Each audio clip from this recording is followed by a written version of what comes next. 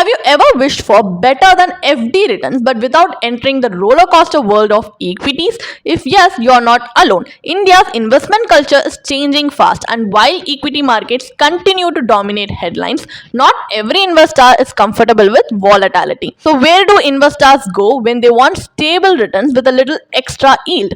Enter high yield corporate bonds, and more importantly, platforms like LiquiBonds, which claim to make bond investing simple, transparent, and accessible. But the real question is LiquiBonds truly worth your time and money, or are there hidden risks behind those attractive yields?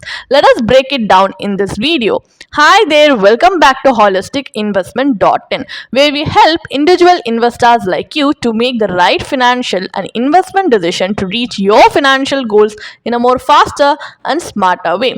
Now, before analyzing this online bond platform, let us first understand the bond market. So, think of bonds as large scale loans. You lend money to a company or to the government, they pay you interest regularly and return your principal at maturity. Simple on paper, right? Then why do so few retail investors actively explore the bond market? Because for decades in India, bonds have been complex, filled with jargon, opaque, with limited publicly available information, institution dominated, leaving little space for small investors. But things are changing. Platforms like LiquiBonds and other digital marketplaces promise to make bonds as easy to buy as mutual funds, transparent, accessible, and available in smaller ticket sizes. The question is, does accessibility solve the underlying risk? Let's go deeper. What exactly is a bond? A bond is nothing but a loan you give to the issuer, which can be a company, NBFC, bank, or government. In return, you get fixed interest, coupon, and principal repayment at maturity. But before you hit invest, pause and ask, what if the issuer defaults? Are you fully aware of their debt levels, cash flows, and repayment history? Can you exit anytime? Bond liquidity varies widely. Some can be sold easily, some barely trade. So, how do interest rates affect bond prices? When rates rise, existing bonds fall in value. So, many retail investors overlook this. Am I evaluating credit risk or just chasing a high yield? A tempting return often hides a bigger risk. Online platforms list hundreds of bonds, but listing is not equal to safety. Your due diligence matters more than ever. So, government securities, GSECs, are considered the safest fixed income instrument in India because they are backed by the government of India itself. They offer stability, but that doesn't automatically make them suitable for all investors. So, some of the important questions to reflect on are: will GSECs beat inflation consistently? Historically, they stabilize portfolios, not maximize returns. And what about liquidity? While safe, some long dated issues don't trade actively. Is RBI retail direct beginner friendly? It's transparent and direct, but not always intuitive for first time users. So, are the returns worth the long maturities? Many GSECs run for 10, 20, even 40 years. You can buy them through RBI Retail Direct or platforms like LiquiBonds, but safety and suitability are not the same. So, corporate bond investing accelerated after SEBI lowered the minimum investment to 10,000 rupees, opening the gates for retail investors. But higher yield almost always means higher risk. So, questions you must ask are: does AAA rated truly mean safe? It means strong credit worthiness, not zero risk. Is the extra yield compensating you for hidden trouble? High coupons often indicate weaker financial strength. Is the issuer's cash flow reliable? Short-term profit is not the same as long-term solvency. Digital platforms make buying corporate bonds easy, but they do not make them safe. So your analysis here matters more than the interface. Credit ratings give you a quick snapshot of an issuer's repayment capability. But here's the reality. Have agencies missed red flags before? Yes. Can a AAA rated fall to D in a sudden event? Yes. Can downgrades trigger panic selling and price crashes? Absolutely. A credit rating is a starting point, not a guarantee. Smart investors use ratings but never depend solely on them. So some of the agencies which are India's major rating agencies here to assess the credit worthiness of issuers are CRISIL, ICRA, CARE ratings, Brickwork ratings, India ratings, and research. But remember, issuers pay for ratings. This issuer pays model can create conflicts of interest. That's why cross verifying across agencies and reading the rationale behind the rating is essential. Not all bonds carry the same level of safety. Understanding the hierarchy is crucial. So, senior secured bonds are backed by collateral, which means assets, so higher safety within corporate bonds. And senior unsecured bonds have no collateral, meaning higher risk if things go wrong. And subordinated bonds are repaid after senior bondholders, so higher yield, higher risk. And perpetual bonds have no maturity date, so sensitive to interest rate changes, highest risk among listed bonds. If a company collapses, the type of bond determines who gets repaid first and who potentially gets nothing. So now, as we have a basic idea about the bond platform, let us now analyze the online bond platform called LiquiBonds by first taking a platform overview. So LiquiBonds is a SEBI registered online bond platform provider and OBPP, which sounds impressive, right? But here's the real question. Does SEBI registration guarantee zero defaults? Does it protect you from delayed payments or liquidity issues? Can a platform's filters truly replace your own due diligence? The truth is, regulation ensures transparency, not safety. The credit risk still lies with the issuer, not the platform. LiquiBonds gives you access to government securities, PSU bonds, and corporate bonds all in one place. A clean interface, smooth onboarding, and a fully digital process. But again, is ease of use making you overlook the complexity underneath? So, here are some of the key features of LiquiBonds. The platform claims to offer fixed income opportunities ranging from 6 to 13% with no hidden fees. The tenure ranges from 6 months to 5 years, and onboarding is pretty simple. Complete KYC, login, and explore. Their tagline even says grow your money, keep your peace. But here's the reality check. Can any bond promise peace of mind when credit, liquidity, and interest rate risk still exists? Also, one limitation: you can't browse the available bonds without signing up. So, some investors prefer to explore first, but LiquiBonds doesn't allow that yet. And also, the LiquiBonds platform focuses on three main categories. Number one, government bonds, which are government securities and SGLs. So long-term sovereign-backed instruments, they are very safe but not risk-free. Why? Because interest rate risk and duration risk still applies to these instruments. Number two, PSU bonds. They are issued by government-backed institutions, safer than regular corporates, but again, government backing is not equal to no risk. And also number three, corporate bonds offered by private companies, NBFCs, and banks. So higher returns but also higher risk, especially in the high yield space where liquidity can be a challenge. So most high yield bonds pay interest monthly, quarterly, or semi-annually. Sounds amazing, right? Regular income, predictable cash flow, but ask yourself, if interest is paid out regularly, are you missing the magic of compounding? Will you even reinvest each payout or let it lie idle in your bank? Would a growth style structure like in mutual funds be more tax efficient? And what happens if the issuer faces cash flow issues? Remember, interest payments can stop if the company struggles. Regular income is great for retirees or income seekers, but for long-term wealth building, you need a reinvestment plan. So many bonds and liquid bonds starts at around 1 lakh. Accessible for many, but suitability, that's another story. Ask yourself, is 1 lakh comfortably investable or does it stretch your finances? What percentage of your portfolio is going into high yield debt? And should your emergency fund ever be locked in bonds? Realistically, no. Accessibility is great, but strategy is greater.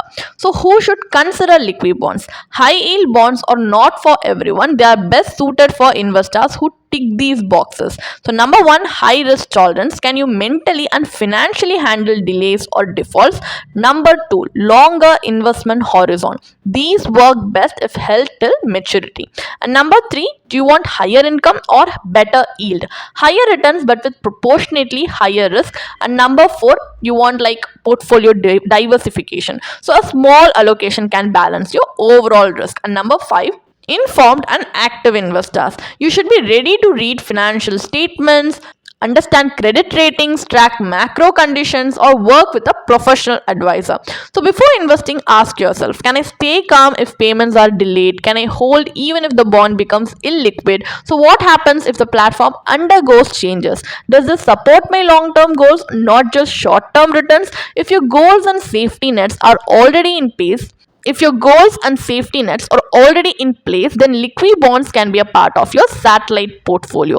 So, the tax implications you must know are: listed bonds, if you're holding them for under 12 months, they will be taxed as per your slab rate. But if you're holding them for over 12 months, then LTCG at 12.5% with no indexation will be taxed. And unlisted bonds, if you're holding them for under 24 months, they will be taxed as per slab rate. But if you're holding them for over 24 months, you will be taxed LTCG at 12.5% with no indexation. So interest income on all bonds are taxed as per slab rate, and 10% TDS also applies. So if you compare it with FD, 10% TDS on interest and applicable above 50,000 rupees and 1 lakh for senior citizens, forms F15G and 15H can also prevent TDS if you're eligible. So bottom line, capital gains may be more tax efficient than interest income, but only if you understand holding periods and the listed or unlisted difference. So equity versus bonds, which is truly safer. Many investors assume that bonds are automatically safer than equities, but safety depends on what kind of risk you're talking about. Equity markets are volatile, yes, they go through crashes, corrections, and unpredictable phases, but historically, equity markets recover, sometimes even stronger than before. Volatility may test your patience, but it rarely results in a total wipeout unless you choose extremely poor quality stocks. Corporate bonds operate differently. A single default can cause permanent, irreversible loss of capital. So there is no bounce back if the issuer cannot repay. And we have already seen what happens when strong looking names collapse, like DHFL, which was once trusted but later turned into a massive default.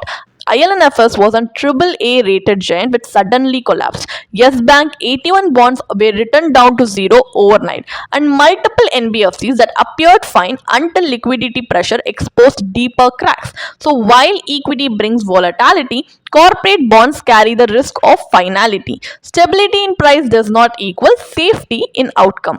In 2020, the Indian debt market witnessed one of its most dramatic events. Franklin Templeton owned up 6 debt schemes, freezing 25,000 crores. So the investors couldn't redeem their money, NAV stopped updating, redemptions were locked until asset recovery began. And this wasn't a small fund house or an obscure scheme. This was a reputed AMC with a long track record. If such an institution can run into liquidity and credit issues, what about lesser known companies offering 9%, 10%, 11%, or even 12% coupon rates on private platforms? Bonds don't offer daily NAVs like mutual funds. You cannot always see the stress building up, and once liquidity dries up in the secondary market, you are effectively stuck. Chasing higher yield without understanding the underlying risk can cost far more than it pays. And why credit risk is so difficult to detect? Credit risk is not loud, it doesn't announce itself. It builds quietly through weakening cash flows, rising debt, promoter issues, or sector wide stress.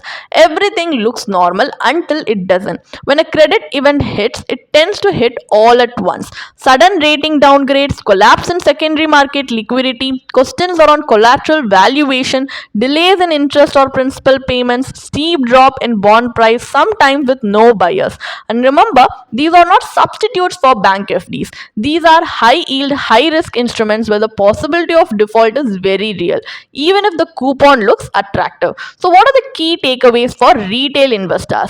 A quick summary of what really matters. High yield is equal to high risk always, and evaluate the issuer first, not the platform's interface. Liquidity is unpredictable, so you may not be able to exit, and ratings can and do fail, so don't depend on them blindly. And never invest emergency funds or goal based money in high yield corporate bonds. Diversify across issuers, sectors, and maturities to reduce concentration risk. Good return is useful, but recoverable return is essential. And are you looking for more transparent alternatives alternatives, like you want fixed income exposure but without taking the concentrated issuer risk, then you can consider safer, more diversified options like, first of all, credit risk mutual funds, which spread risk across many issuers. So daily NAV updates, professional credit analysis, and better liquidity than individual high yield bonds. And RBI Retail Direct G6 are backed by the government of India with zero default risk, transparent pricing, and suitable for long term stability and predictable income. These options may offer lower yield, but they offer higher visibility and much lower uncertainty. So, what is the final takeaway then? Is investing in an online bond platform like LiquiBonds worth it? So, platforms like LiquiBonds make bond investing accessible, but accessibility doesn't reduce complexity. A certified financial planner, a CFP, can help you match the right bond type to your financial goals, analyze issuer stability and repayment history, understand tax treatment and post tax returns, avoid unsuitable credit risk, maintain an allocation that protects, not jeopardizes your wealth, build a portfolio that balances growth, income, and safety. Because smart investing isn't about chasing returns today, it's about preserving your future tomorrow. You can definitely check out the blog post we have posted on our website through the link in the description. And if you want to gain more professional guidance through a professional financial planner, you can choose to book a one-on-one complimentary consultation with one of our professional financial planner through the link in the description. Also, if you want to gain more investment and financial insights through the leading experts in the finance industry, we also conduct regularly free live webinars through which you can register and gain these insights. The link is in the description. Also, if you like this video, definitely hit like and subscribe to our YouTube channel so we can come up with more such financially beneficial content for you. Thank you for watching.